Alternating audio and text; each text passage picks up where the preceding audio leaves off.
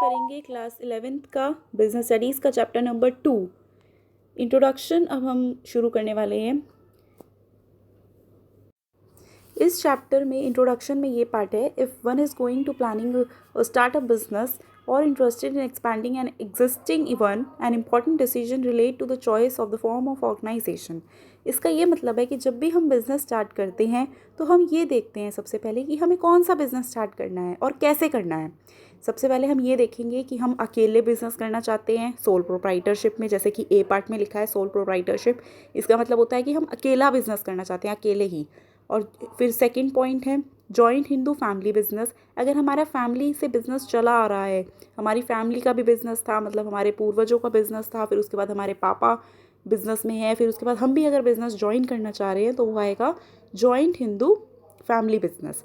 अब पार्टनरशिप कौन सा बिजनेस है? पार्टनरशिप में जब हम एक जना काम नहीं करता है, हम 3-4 जने मिलकर, या कितने भी जने हो सकते हैं, मोस्टली तो मिनिमम 2 रिक्वायर्ड हैं इसके लिए, तो 2 या 2 से ज़्यादा अगर हम मिलकर बिजनेस करें, पैसे इन्वेस्ट करें किसी बिजनेस में, तो वो कहलाता है पार्टनरशिप।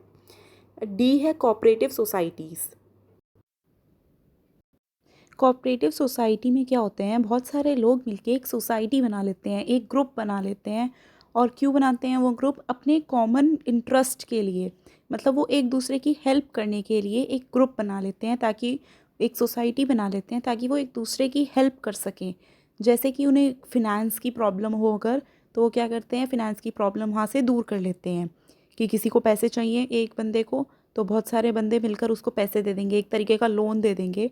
तो वो जो सोसाइटी होती है वो अपने, मतलब एक अपने लोगों के अंदर ही, सिर्फ जो लोग होते हैं उसके अंदर सिर्फ उनकी ही हेल्प करती है, बाहर वालों की हेल्प बहुत कम करती है वो। तो वो अपने लोगों के वेलफेयर के लिए वो एक सोसाइटी बना लेते हैं, ताकि वो कॉमन इंटरेस्ट में अपना काम कर सकें। उसका उनका जो इंटरेस्ट होता है वो कॉमन होता है, वेलफेयर होता है, वेलफेयर के लिए होता है। अब जॉइंट स्टॉक कंपनी क्या होती है? जॉइंट स्टॉक कंपनी में लोगों का एसोसिएशन बन जाता है, मतलब एक पर्टिकुलर एसोसिएशन बना लेते हैं कुछ लोग मिलकर एक ग्रुप बना लेते हैं और एक कंपनी खड़ी करते हैं जो अपनी अलग आइडेंटिटी बनाती है। जैसे लोग अलग होते हैं और कंपनी अलग होती है। कंपनी भी एक आर्टिफिशियल पर्सन होती है, कि जैसे हम एक पर्सन है, ऐसी वो भी एक अलग पर्सन है, उसका भी परपेचुअल सक्सेशन है। जैसे कि कंपनी कभी बंद नहीं होती है। जैसे अगर 7 लोगों ने मिलकर कंपनी शुरू की है, कंपनी बनाई है, तो उसके बाद वो अगर 7 लोग मर भी जाते हैं तो भी कंपनी बंद नहीं होगी। पार्टनरशिप बिजनेस में या सोल प्रोप्राइटर में तो ऐसा होता है ना, मरने के बाद ख़त्म हो जाती है। अगर सोल प्रोप्राइटर में एक ही अकेला जना है, मर गया तो ख़त्म हो गया बिजनेस। लेकिन जॉइंट स्टॉक कंपनी में ऐसा नहीं होता है, लोग आते हैं लोग जाते हैं, लेकिन कंपनी चलती ही रहती है।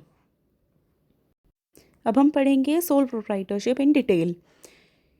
Do we often go in the evenings to buy registers, pen, chart papers, etc. from a small neighborhood stationery store? Well, probably in course of your transaction, you have interacted with a sole proprietor. Sole proprietorship क्या होता है? कि अकेला कोई व्यक्ति business कर रहा हो, अकेला अपने दम पर, उसे कहते हैं सोल प्रोप्राइटरशिप। तो sole proprietorship is a popular form of business. ये बहुत popular form of business organisation है, बहुत ज़्यादा फेमस है, मतलब बहुत ज़्यादा पाया जाता है। जो मोस्टली पाया जाता है वो ये है।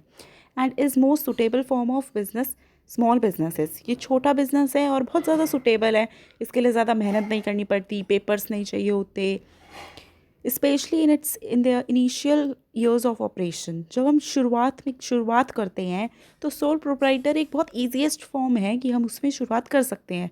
जैसे कि पार्टनरशिप है तो उसमें डीड बनेगी पार्टनरशिप की, पेपर्स बनेंगे, लीगल फॉर्मेलिटीज़ बहुत ज़्यादा होंगी। लेकिन सोल प्रोप्राइटरशिप में ऐसा कुछ भी नहीं है। Sole proprietorship refers to a form of business organization which is owned, managed and controlled by the individual। एक जना इंडिविजुअल सिर्फ उसको ओन करेगा, ओन मतलब उसका मालिक होगा, मैनेज करेगा, उसको चलाएगा और उसको कंट्रोल करेगा। तो एक ही जना है। Who is recipient of all the profits, वही सारे प्रॉफिट लेगा, रेसिपिएंट मतलब ले लेगा सारे प्रॉफिट्स, उसके ही होंगे सारे profits. And bearer of all the risk, और जो भी रिस्क एसोसिएटेड हैं वो सारे भी उसी के होंगे, इंडिविजुअल के ही होंगे। This is evident from the term itself. Sole means only, सिर्फ एक अकेला व्यक्ति, और प्रोप्राइटर मीन्स व्यक्ति, ओनर जो प्रोप्राइटर है उसका, एंटरप्रेन्योर है जो। Hence, a sole proprietor is the one who is only the owner of the business. सिर्फ sole proprietor कौन होता है? जो सिर्फ बिजनेस का एक अकेला मालिक हो, उसे कहते हैं sole proprietor.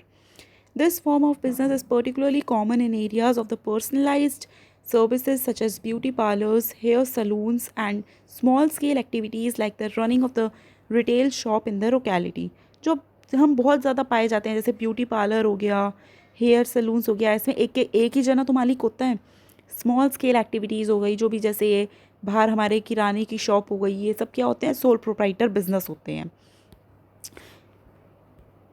फीचर्स क्या हैं अब इसके? सेलियन फीचर्स क्या हैं? Formation and closure. इसका जो फॉर्मेशन एंड क्लोजर है वो बहुत ईजी है। जैसे कि hardly any legal formalities are required to start a sole proprietary business. बहुत कम फॉर्मेलिटीज़, लीगल फॉर्मेलिटीज़ होती हैं जो कि सोल प्रोप्राइटरी बिजनेस में होती हैं।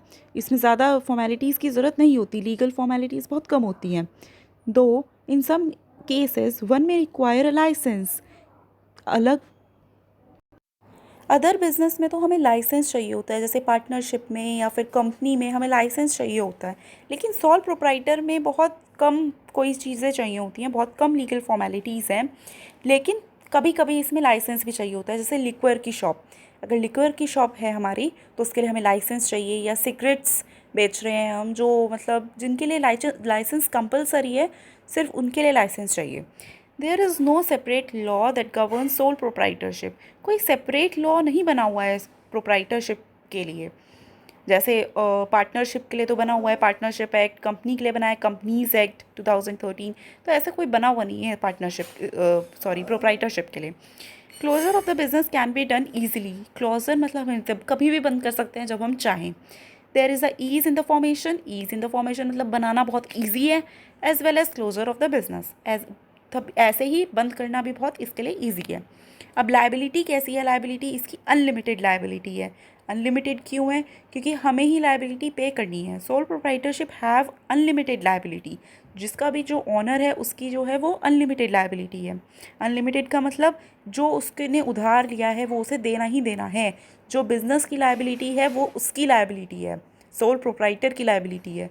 This implies that the owner is personally responsible. जो ओनर है वो पर्सनली रिस्पॉन्सिबल है, पर्सनली उसको पे करना ही करना है, चाहे वो कहीं से ही लाए पैसे, प्रॉफिट हो ना हो, उसको तो पे करना ही करना है liability. Payment of all the debts in case of the assets of the business are not sufficient to meet all the dates.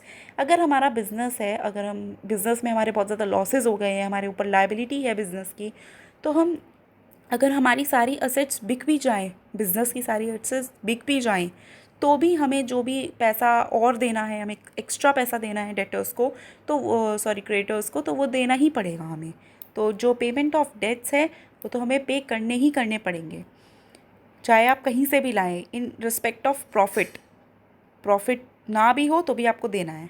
As such as the owner's personal possessions such as his or her personal car and other assets could be sold for repaying the debt। अगर business में आपको loss हो गया है और वो आपको पे करना है, क्रेडिटर्स को पे करना है, तो वो आप चाहे अपनी पर्सनल दुकान बेचें, कार बेचें, कोई भी पर्सनल यूसेज का कोई भी सामान बेचें, लेकिन आपको वो पे करना है। जैसे suppose the total outside liabilities of the XYZ dry cleaner, a sole proprietorship firm, are rupees 80,000 at the time of dissolution।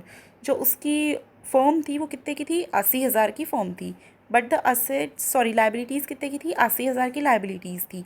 लेकिन जो असेट्स थी, असेट कितने की बिकी? 60,000 की असेट बिक गई।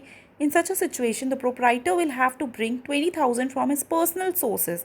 तो आपको जब 60,000 का आपको असेट्स बिक गई और 80,000 आपको किसी को पे करने हैं, तो 20,000 कहाँ से लाएंगे आप? कहीं से भी लाएंगे आप, लेकिन आपको वो पे आउट करने हैं।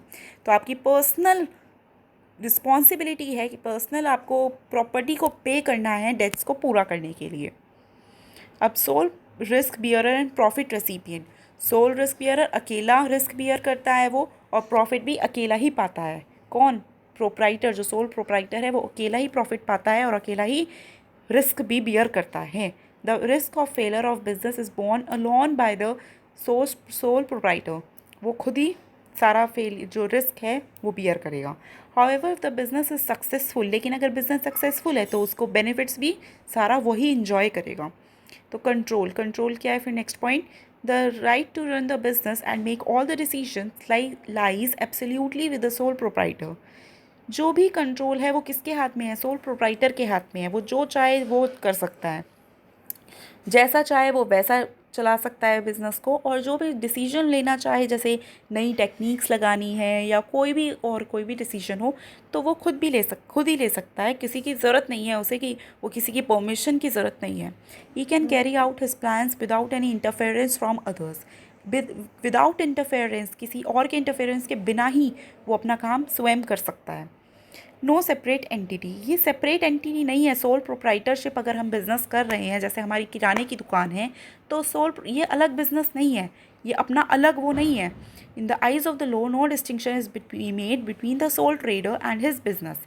सोल ट्रेडर और बिजनेसमैन अलग अलग नहीं है, जबकि कंपनी के केस में अलग अलग है। कंपनी अलग, पर्सन अलग, लेकिन सोल प्रोप्राइटरशिप के बीच में कोई भी सोल प्रोप्राइटर जो ट्रेडर होता है या फिर बिजनेसमैन होता है, वो अलग नहीं होता अपने बिजनेस से। बिजनेस और सोल प्रोप्राइटर एक ही बात है, हम एक ही की बात कर रहे हैं। अगर बिजनेस को लॉस होगा तो सोल प्रोप्राइटर को लॉस होगा, सोल प्रोप्राइटर को लॉस होगा तो बिजनेस को लॉस होगा। They both are same. As business does not have its own identity, business के पास अपनी सेपरेट आइडेंटिटी नहीं है, ओनर से अलग सेपरेट आइडेंटिटी नहीं है। अगर हम आज कोई भी दुकान पे जाते हैं तो हम उसके पर्सन के नेम से जाते हैं या उस दुकान के नेम से जाते हैं कि उस दुकान का नाम क्या है इसलिए जाते हैं। लेकिन जो वो अलग अलग नहीं है पर्सनस, दो पर्सन्स नहीं है, वो सिर्फ एक ही पर्सन माना जाएगा। उसकी दुकान और वो पर्सन अलग अलग नहीं है। The owner is therefore held responsible for all the activities of the business. और कोई भी अगर गड़बड़ होती है, कोई भी गलत चीज़ होती है अगर बिज़नेस के अंदर, तो वो किसकी रिस्पॉन्सिबिलिटी है, बिज़नेस की रिस्पॉन्सिबिलिटी नहीं है। जो सोल प्रोप्राइटर है, जो इंडिविजुअल है, उसकी रिस्पॉन्सिबिलिटी है। अब lack of business continuity, lack of business continuity since the owner and the business are one and the same entity. Death, insanity, imprisonment, physical ailment or bankruptcy of the sole proprietor will have the direct and the detrimental effect on the business and may even cause closure of the business. अगर soul proprietor को कुछ भी होता है, कोई भी problem होती है, वो मर जाता है या वो नहीं काम कर पाता है, तो उसका सोल प्रोप्राइटर बिजनेस क्या हो जाता है, शट डाउन हो जाता है, बंद हो जाता है।